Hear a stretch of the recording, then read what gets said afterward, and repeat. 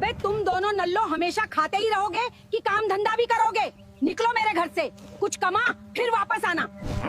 यार भेड़ू, अम्मा सही कहती है, हम दोनों दिन भर बस खाते रहते हैं। अब हम पैसे कहां से कमाएं? क्या थैनोस को हराने पर 25 करोड़ का इनाम है? चल भेड़ू, आज उस थैनोस को मार मार के भुर्ता बनाएंगे।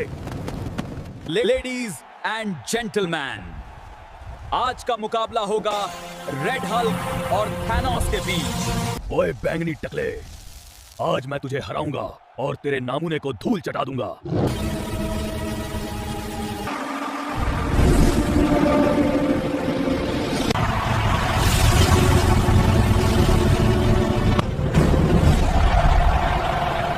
शाबाश मेरे शेर।